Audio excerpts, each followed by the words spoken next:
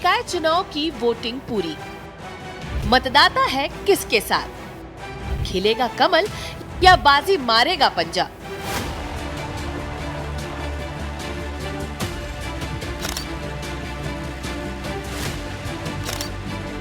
छत्तीसगढ़ में नगरीय निकाय चुनाव के लिए वोटिंग पूरी हो चुकी है।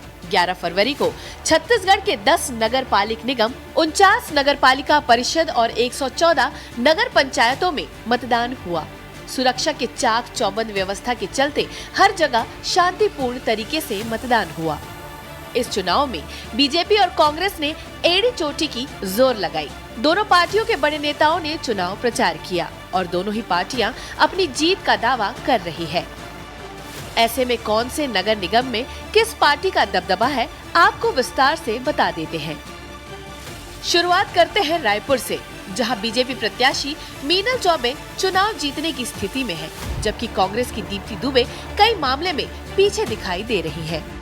कांग्रेस के पिछले महापौर को लेकर लोगों में नाराजगी रही। यहाँ भ्रष्टाचार और विकास की रुकी रफ्तार चुनावी मुद्दा तो थी ही, साथ ही स्मार्ट सिटी के पैसों का बंदरबाट का मामला भी बीजेपी के पक्ष में गया।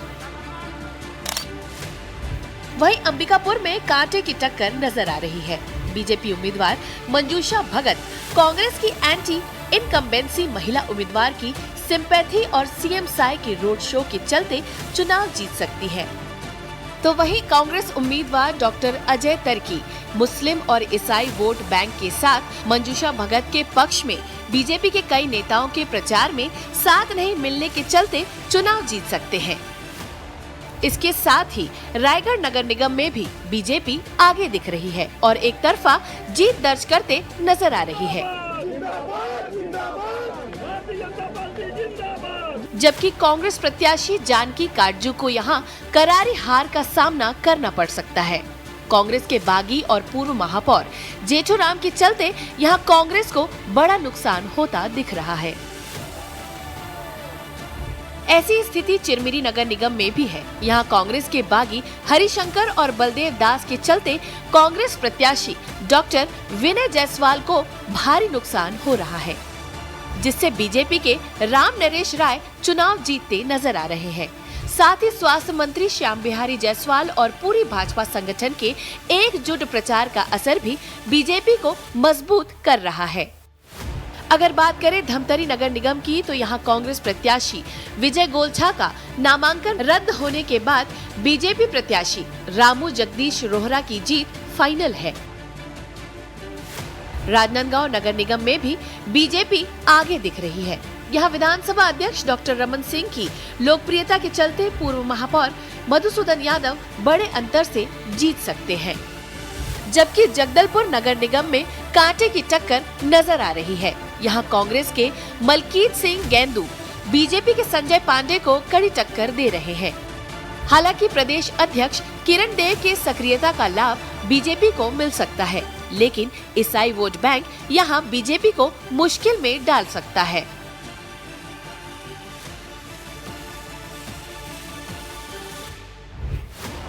वहीं न्यायधानी बिलासपुर में भी बीजेपी आगे दिख रही है। यहाँ पूर्व कैबिनेट मंत्री अमर अग्रवाल की सक्रियता और रणनीति बीजेपी को जीत दिला सकती है। साथ ही ट्रिपल इंजन के विकास और पूर्व महापौर से नाराजगी यहाँ भी बीजेपी को मजबूत कर रही है। इसके साथ ही दुर्ग नगर निगम में भी बीजेपी एक तरफा जीत की तरफ बढ़ रही है। यहाँ बीजेपी प्रत्याशी अलका बागमार कांग्रेस प्रत्याशी प्रेमलता साहू से आगे नजर आ रही है। लोगों ने यहाँ स्थानीय मुद्दे जैसे कि सड़क, बिजली और नाली को लेकर वोट किया। इन मुद्दों को लेकर काम करने में कांग्रेस के पिछले महापौर नाकाम रहे। साथ ही कांग्रेस कार्यालय में ठगड़ा बांध को लेकर हुए भ्रष्टाचार का आरोप भी कांग्रेस को बैकफुट पर डाल सकता है। वहीं कोरबा नगर निगम में भी बीजेपी का सिक्का चलता दिखाई दे रहा है। यहाँ भी बीजेपी प्रत्याशी संजू राजपूत चुनाव जीत सकती है, जबकि कांग्रेस प्रत्याशी उषा तिवारी को मालती किन्नर के मजबूत प्रभाव से नुकसान होता दिख रहा है। इस बार के निकाय चुनावों में 10 निगम के कुल 79 मेयर प्रत्याशी और 1889 पार्षद प्रत्याशियों की किस्मत का फैसला होने वाला है। ऐसे में निकाय चुनावों में कौन कौन से मुद्दे रहे जिसमें बीजेपी को फायदा हुआ जबकि कांग्रेस को नुकसान, ये भी ग्राफिक्स के जरिए जान लीजिए। छत्तीसगढ़ के निकाय चुनाव में सीएम विष्णुदेव साय 10 नगर निगम में चुनाव प्रचार के लिए गए, जिसका बड़ा असर बीजेपी के वोट बैंक पर पड़ा, जिससे बीजेपी सभी नगर निगम में मजबूत हुई। इसके अलावा ट्रिपल इंजन सरकार से विकास की ज्यादा रफ्तार की धारणा भी बीजेपी के लिए प्लस पॉइंट बन गई।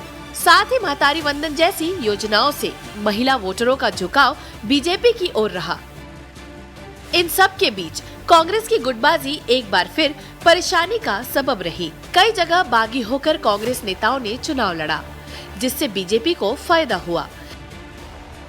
कांग्रेस और बीजेपी के दावों के बीच 15 फरवरी को मतगणना के बाद तस्वीरें पूरी तरह से साफ हो जाएंगी, लेकिन फिलहाल रुझानों में जनादेश बीजेपी के पक्ष में जाता नजर आ रहा है।